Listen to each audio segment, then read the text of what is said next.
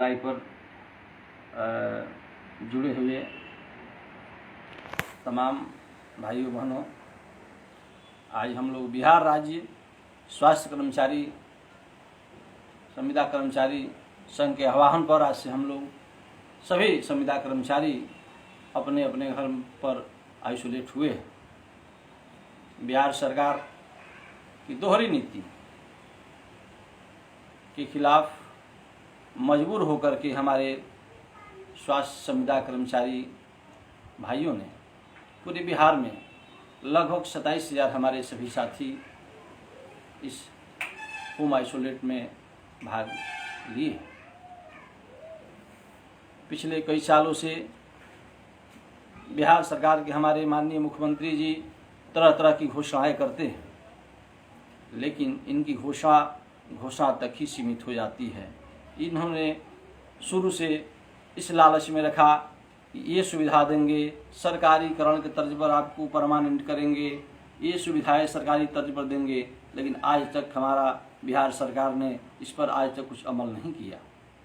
आज जब कोरोना काल का दौर चल रहा है, हमारे सभी संविदा कर्मचारी भाई जी जान से पूरे बिहार में, चाहे एडिशनल पीओसी हो, प्राथमिक स्वास्थ्य केंद्र हो या बड़े सदर अस्पताल और मेडिकल कॉलेज तक, हमारे सभी संविदा कर्मचारी भाई, चाहे वो लैब टेक्नीशियन के पद पर हो या पारा मेडिकल के पद हो या स्वास्थ्य प्रबंधक हो या बीसीएम हो या केटीएस हो या एएनएम हो या हमारे डाटा ऑपरेटर सभी भाई हो, सभी लोगों ने अपनी अपनी भूमिका इस कोरोना काल में निभाई है।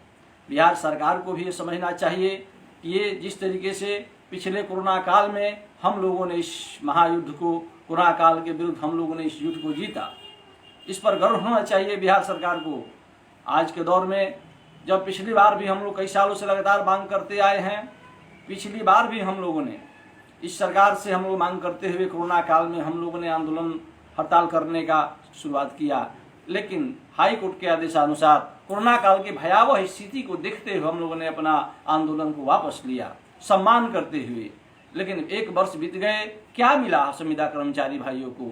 मैं पूछना चाहता हूं माननीय नीतीश कुमार जी से, माननीय हमारे स्वास्थ्य मंत्री मंगल पांडे जी से। 1 साल पहले आपको याद होगा, आपने क्या कहा था कि हमने कमेटी बनाएंगे, हमने मैनेजमेंट कैडर लागू करेंगे, सभी संविदा पर कर्मचारी है उनको हम नियमितीकरण करने की बात करेंगे। पिछले कई सालों से, लगभग 10 वर्षों से हमारा मानदेय का पुनर्निर्धारण आज तक नहीं हुआ। जिस तरीके से जितने कम मानदेय पर हमारे संविदा कर्मचारी भाई काम करते हैं, क्या आपको उचित लगता है? पिछले मात्र कालाजार सुपरवाइजर की बहाली 8,000 रुपये हुआ करती है आज के दौर में। एक मास्टर डिग्री प्राप्त हमारे सामुदायिक उत्प्रेरक, जो ब्लॉक समुदाय प्रखंड सामुदायिक उत्प्रेरक होता है, क्या 12,000 रुपया में इतने बड़ी आशा का प्रखंड का दिन रात काम करता है? क्या आज के दौर में यह उचित है? जो व्यक्ति, जो हमारे भाई एलटी 11,000 रुपया में काम करते हैं, जो हमारी बहनें एएनएम बहनें 12,000 रुपया में दिन रात इस कोरोना काल में जांच करती है और काम कर रही है, क्या उचित आपको लग रहा है? तरह की मानवता नाम की चीज नहीं है माननीय नीतीश कुमार जी आपके पास। अगर मानवता जिंदा होता आपके पास, तो आज के दौर में हमारे कर्मचारी भाइयों के लिए आज कुछ न कुछ बेनिफिट देते। जिस तरीके से आपने नियमितकरण लोगों के लिए आपने 50 लाख रुपए प्रधानमंत्री पैकेज का घोषणा किया गया कि अगर कुछ घटना होती है तो 50 लाख दिया जाएगा, वो हमारे संविदा भाइयों को क्यों नहीं मिल रहा है? जिस तरह नियमितीकरण वाले व्यक्ति को अगर कुछ होगा तो आपने सरकारी नौकरी की बात करते हैं, क्या हमारे संविदा कर्मचारी भाई कोरोना काल में क्या उनसे कम कार्य करते हैं? हम आपको ये सोचना चाहिए नीतीश कुमार जी। क्या हमारा परिवार नहीं है, हमारे बाल बच्चा नहीं है? सब बाल बच्चे और परिवार को त्याग करके हम लोगों ने, चाहे स्टेशन पर ड्यूटी करना हो या कोविड हॉस्पिटल में ड्यूटी करना हो या आज शमशान घाट पर भी ड्यूटी करना पड़ता है कोरोना काल में, तो हमारे इस कर्मचारी भाई स्वास्थ्य कर्मचारी जा करके रात में जाँच करते हैं, शमशान घाट पर जा करके कोरोना की जाँच किया करते हैं। लेकिन क्या आप में थोड़ा सा भी संवेदना नहीं है? नीतीश कुमार जी, मैं आपसे बार बार कहता हूं कि जिस तरीके से कोरोना काल में हम लोग काम कर रहे हैं, आप कम से कम हमारा वेतन का, मानदेय का पुनर्निर्धारण एक बार कर दीजिए कम से कम। क्या आज की जो महंगाई का दौर है, उस महंगाई के दौर में इतने में क्या मेरा परिवार जीवित रह सकता है? खान पान से कार्य चल सकता है। मैं बार बार ये कहना चाहता हूँ, हमारे जिस तरीके से हमारे कुछ भी कार्रवाई होती है तो हमारे संविदा भाइयों पर कार्रवाई होता है, क्या हम लोग उस वैसे हम लोग को अलग क्यों कर दिया गया? आखिर कार्रवाई हम ही को गलती कोई और करता है और दोष संविदा पर ही क्यों? आखिर कहीं भी आज तक बिहार में हम लोगों ने देखा जितने भी कार्रवाई होती है, चाहे स्वास्थ्य प्रबंधक हो उस पर कार्रवाई होती है, जितना जिम्मेदारी वाला पद है उस पर क्यों होती है, नियमित व्यक्ति या पदाधिकारी पर क्यों नहीं होता है? आखिर बलि का बकरा मुझे ही क्यों बनाया जाता है माननीय मुख्यमंत्री जी? आखिर बलि का बकरा मुझे बनाया जाता है। मैं बार बार आपसे कहना चाहता हूं कि ये नीति हटाइए, जो नीति सरकारीकरण के साथ है वो नीति हमारे साथ भी अपनाइए। हम लोग जी जान से आपके आदेशानुसार कार्य करते हैं और कर रहे हैं और आगे भी करेंगे। मैं इस बात को आश्वासन देना चाहता हूं कि निश्चित ही हमारे संविदा कर्मचारी इस कोरोना काल को भी जीतने का काम करेंगे। कोरोना काल में कोरोना के विरुद्ध लड़ाई लड़ रहे हैं और जीतकर बिहार को आगे बढ़ाने का कार्य करेंगे।